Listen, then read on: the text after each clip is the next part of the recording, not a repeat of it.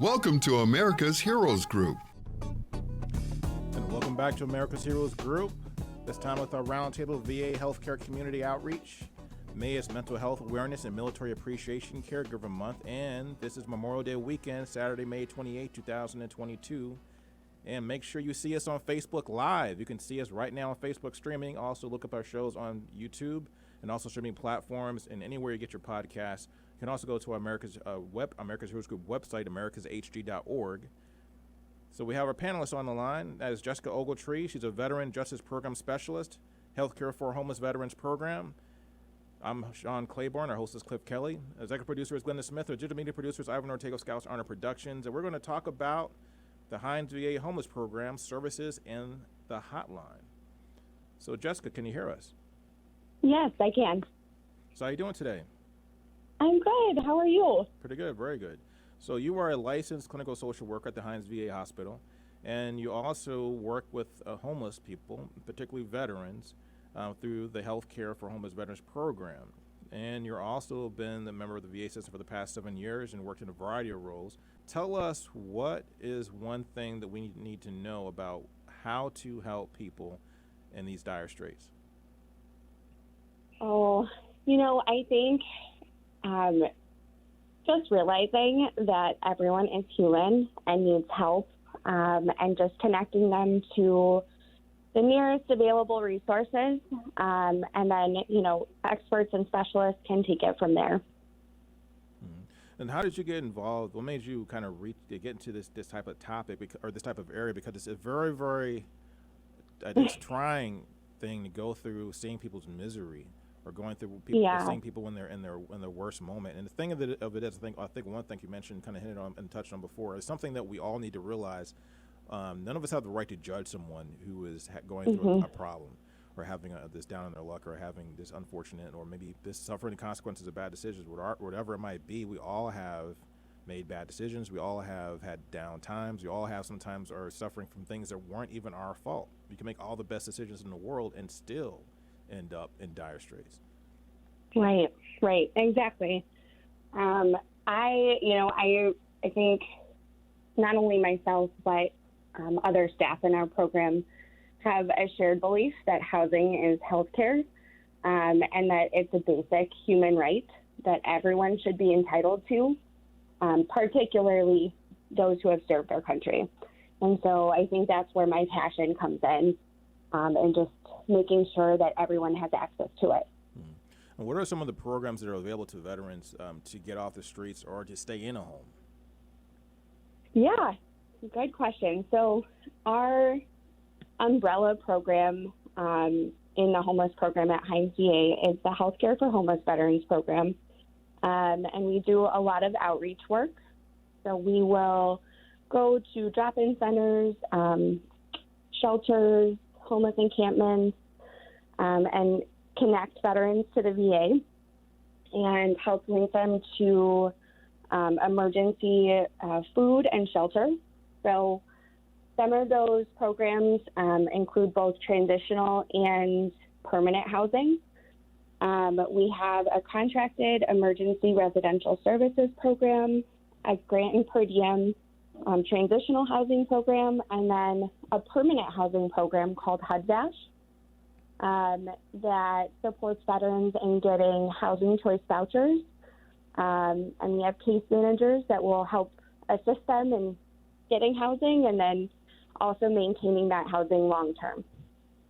And how hard is it to get into these programs? Is there a waiting list? Is there a bounty of different of homes or resources to them, or they can get shelters? Yeah.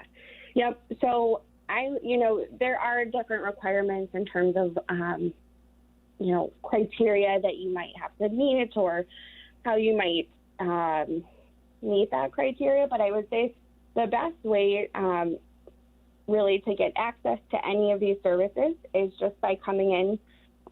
Veterans can call our program phone.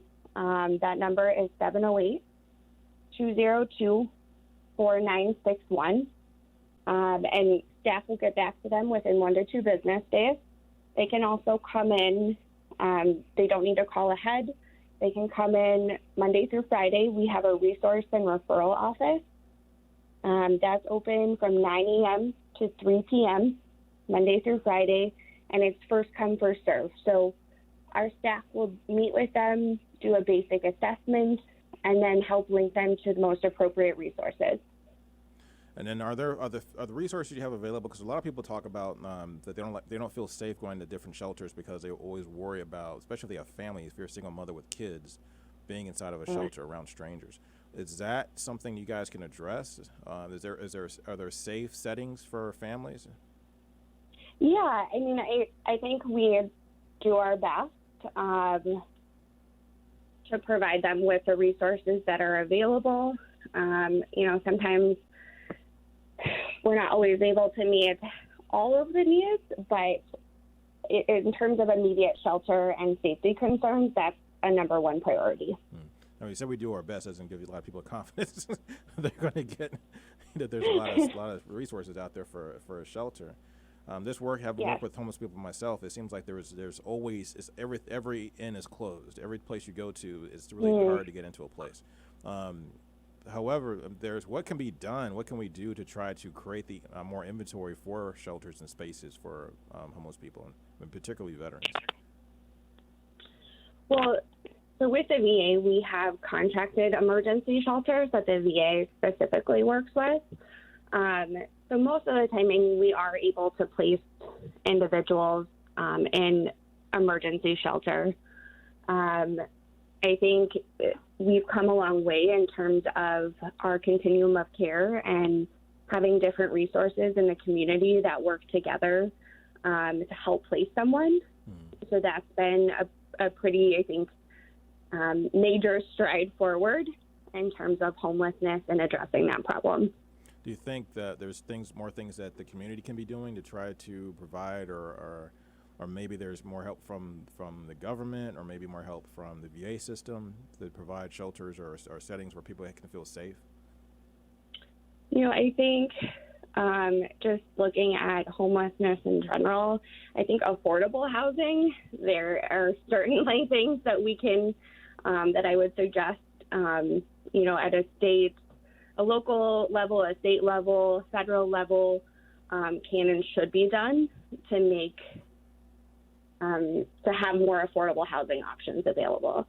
I think that's one of the biggest issues with homelessness. And a lot of people talk about mental health, and I've seen this during the housing crisis. When I was younger, working during the housing crisis, I had a small business where I was doing what we call inventories for homes. So I was kind of like I was working twofold because I had kind of like a front line view of, what it was like for people to lose their homes in that process. And one of the things I saw, and I comment on often, is the process of losing your home in a lot of cases can make someone, suffer a mental breakdown. That insecurity of slowly losing your home and doing the things that you are trying to do your best at to try to get the resources to save your house, particularly if you have a family. I remember doing an inventory in a home one time. Inventories where we go in, you take pictures of a house, and this is data you're collecting for the bank, on behalf for the bank, so that way the bank knows if the house is in foreclosure, is the house abandoned, what condition is the house in, has it been vandalized, things like that. So they're taking inventory as soon as the house starts going into foreclosure. And then eventually, once the house is vacant, they board it up. So it also tells them when they can board the place up. So for that pre-board up process, you're kind of taking pictures of and interviewing the person that's there to see what their intentions are. They know, the banks know if that person just decides to just leave the property or vacate the property. But in that process, I remember watching someone that seemed perfectly sound mind, and all of a sudden now they're writing on the walls or writing stories on the walls in marker because they're trying to keep it together. Yeah. Yeah. And then that being so seeing something like that, there seems to be a disconnect in our housing market and also with the supplies that are available for affordable homes for people, because it seems like we have the capacity to do it, because you see all this stuff on TV, tiny homes, you see small micro workshops where they're building affordable houses, and it usually starts with the veteran community, I've noticed. But it doesn't seem to trickle out into a broader area, and then not all veterans know about these programs, and they don't also get a chance to participate in these programs. So how can we? What do we need to do to do a better job of these things? From your point of view. I think me having this podcast and talking about resources and educating people and getting the word out, I think is the biggest thing, which, you're doing, which is wonderful. And we just need to continue expanding those efforts. I think having a podcast and having, more, creative ways to reaching people than maybe like some standard marketing or outreach efforts is probably the most important. Now, we've had a big bout of inflation this past year, actually the past year and a half or so, but the inflation has really been kicking off this year. Have you seen any movement or changes in the number of homeless people or people reaching out for homeless services? I don't think that we've seen a significant increase. I think that our continuum of care has done a really good job of providing resources to those entering the system. I have not seen a significant increase. And that's good news. That's good news for this country. Really Yeah. So give us the information about the hotline and how can people, what kind of information can people get from the hotline? Yeah. So there's a national call center for homeless veterans. It is a free and confidential hotline that's staffed 24 hours a day, 7 days a week. Veterans who are homeless or at risk of homelessness and their family members, friends, and supporters can make the call. When veterans do make the call, a VA staff member will ask a few questions to assess what they need, and then they're connected to the nearest VA staff person who can help. That number is 877-4AID-VET, which translates to 877-424-3838 for assistance. One more time, could you give us that number, or can you repeat that? Yeah, it's 877-424-3838. And what's the time frame typically for someone to reach out because they're either scared they're going to lose their home and be out in the street, or they're on the street? How long does it take to realistically, what can a person expect to get some results and maybe find some type of housing or shelter? Well, I think that's probably a complicated question, just because it'll be based on what the specifics of what's going on. But by calling that hotline number, they will speak with someone the same day, same time they call, and then they're immediately connected to the nearest VA, which someone also has to respond right away to assess what they need and to connect them to those resources. If you were to give a range of time frames, could it be, weeks? Could it be days? Could it be months? Or could it be, all of the above? Or no, I would say if someone calls the national hotline asking for help, someone will respond. They'll get help that day. Oh, that's pretty good news. So, but then to get to actually movement on to maybe getting their resolution or getting to a point where they can get some shelter based on their situation. If it's gonna, I would imagine it would vary from situation to situation. Some person who maybe just trying to stay in a house that they already have lived in, or a place they've already stayed in, or someone who's actually on the street right now. That could be definitely a big time frame. But is it reasonable to say a worst case scenario? Say someone is on the street, the most dire situation.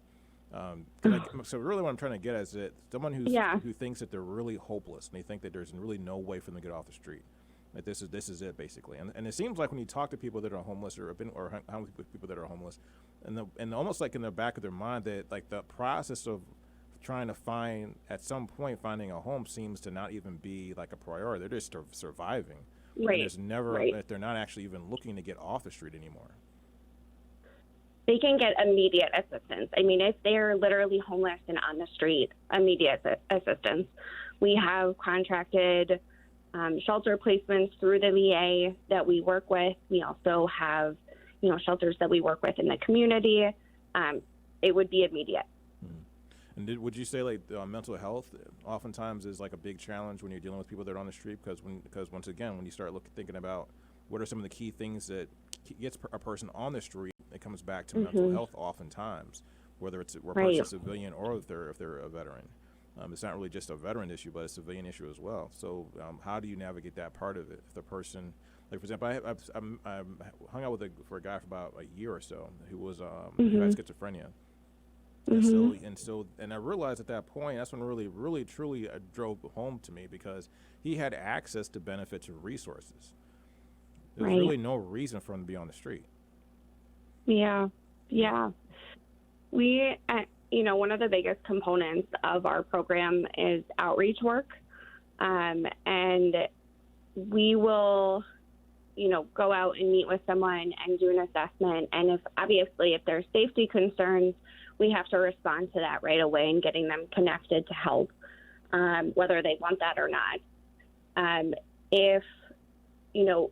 Otherwise, I would say that we really try to engage people, meet them where they're at, find out what they want, what their goals are, how can we get them connected to mental health, get them connected to medical care.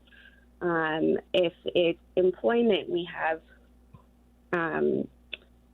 job training resources, life skills development.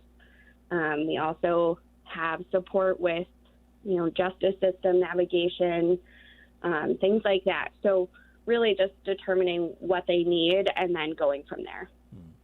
I always ask this question to a lot of people, particularly people that are not veterans, but also even sometimes the people that are veterans. What have you learned? What's one of the biggest things you've learned from working with the veteran community?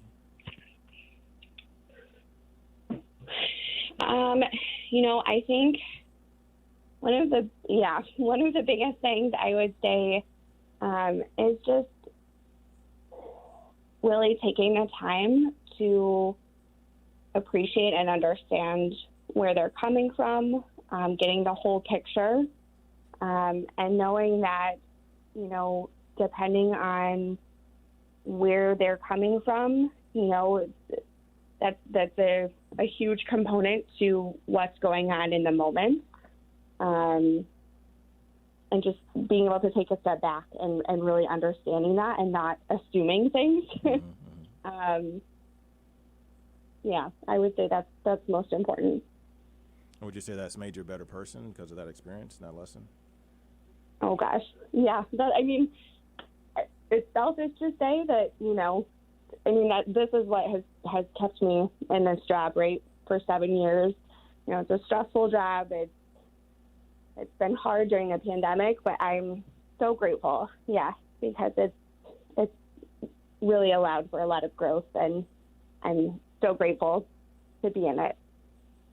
And then this question, because only a person like you could probably answer this question and give a compelling story, because I believe that when you talk, I can tell this coming from your heart, and you actually truly believe it and feel it, and you actually live it. What's a story of a success story that where you've made a difference in somebody's life, and who was that person? You didn't know their name, of course, but who was that person? Yeah. And what happened? Oh, well, I have a good one right off the top. This is a veteran that I still see. He comes into the VA several times a week. He was literally homeless. He had been riding the trains in Chicago for, I think he had told me it would range. He said he would say from 5 to 10 years, and he had been chronically homeless for a long time. He was very distrustful of the VA, severe mental illness. And just to get him to come in and meet with me, we would just do basic things. I would make sure that we had food available and that he was getting connected to just basic resources. We have toiletries and hygiene supplies on our unit. We have showers and laundry. So just making him, feel comfortable using that. And as I got to know him, we placed him in housing with a HUD-voucher. It took, I want to say, at least a year just for him to to work with me. But after a year of getting him a voucher and then getting him placed into housing, he's still housed and he's doing really well. He still comes up to our unit, and he's connected to a primary care doctor at the VA, mental health. He's doing wonderful. Wow.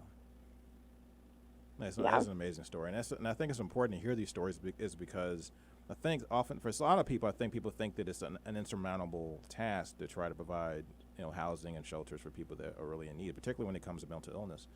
But that type of story shows us that it is possible, that we can take the time and effort, sometimes just taking that small steps, and working with a problem, even if it's not an immediate solution to the problem, but taking your time to work out the problem, even if it seems like it's moving slowly, is making a difference. And if it made a difference in that person's life, then it can make a difference in a lot of people's lives. And that person that you blessed could actually go out and maybe help someone else.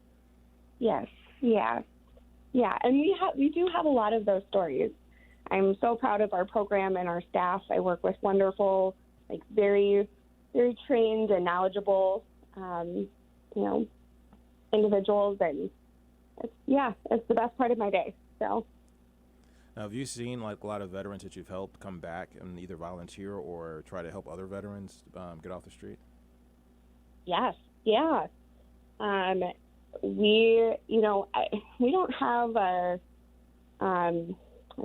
we do have a volunteer program at the VA at Hines, and they can come back that way. But then other ways, we have veterans who exit our program because they have gotten on their feet and they're doing so well, and they'll call us and say, hey, I don't need these resources. I want to give it back to someone who does.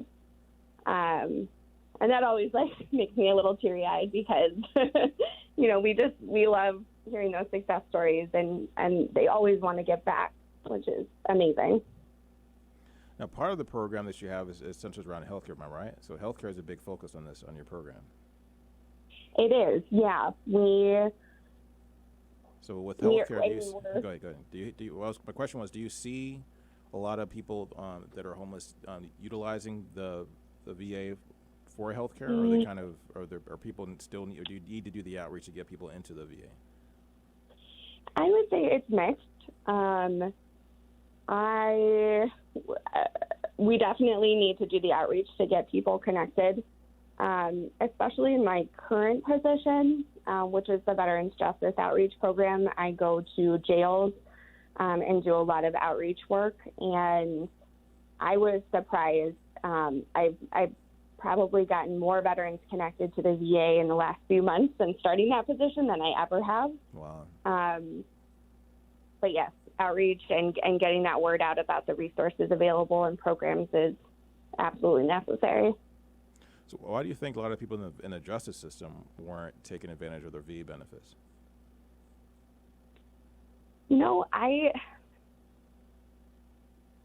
I think, at least personally, from what I've seen in the last 2 months, I don't know that they had necessarily needed to, or they didn't feel like they had necessarily needed to. And then just coming out of jail or prison and not having employment or, those connections lined up, I think that reentry piece is where the VA really comes into play. So did they think they didn't need the VA, but was maybe a wake-up call that maybe they could have used some of these resources because they got into prison or they got into trouble? Was that maybe your wake-up call for them? Yeah, I don't know that it's because they didn't think that they needed it. I think maybe they may have been in a place in their life where, they were using other services. And then, once they entered prison or jail, and then having that reentry is when they realized, or they didn't know that it was available. It could be a little bit of both. So what do you think we need to do to get the word out, and also what can civilians do to help homeless veterans in their community? Well, again, I think going back to outreach civilians can provide anyone in their community with the number for a VA. Any VA, local VA, can help with housing and homelessness. It's not something that you need an appointment beforehand. So if someone came into Hines VA and was, not living in, let's say, like around Hines or suburban Cook County, let's say they were more living in the city of Chicago and Jesse Brown was a more appropriate, or, whatever the case, we would still help them and help them get connected to those resources. So just really encouraging them to come in to a VA, or they can call the National Call Center. It's very low barrier, and we really try to be inclusive and get people the help they need. And this is no Memorial Day weekend, so you got to give your Memorial shout out to people. Absolutely. I know, it's been such a privilege to be on this over Memorial Day. All right, so I appreciate your time with us. You did give us a lot of information, and I also think it's important, like I said, people need to get out and do the outreach, and then give us one more time that hotline number. The National Call Center for Homeless Veterans, that number is 877-424-3838. And you just heard Jessica Olgetree. She's a Veteran Justice Program Specialist and also works in healthcare for homeless veterans at the Homeless Veterans Program, Healthcare for Homeless Veterans. Now, you can reach us at 312-803-2618 if you have any questions about what we do here at America's Heroes Group, or want to come on our show, or just want to get information about information, resources, and referrals. Also, our address is 155 North Rocker Drive, Suite 425, Chicago, Illinois, 60606. And this is America's Heroes Group. This is Memorial Day weekend. We want to appreciate all the veterans that have lost their lives and sacrificed for their country and for their brothers and sisters in arms. This is something that we do every year at America's Heroes Group. We always want to make sure that we bring the true message of what Memorial Day is all about, which is sacrifice. We have a Veterans Day that honors veterans. We have a Memorial Day that honors those that did not make it home. And we appreciate all those. I want to give a moment of silence for those people who did not make it back to our shores.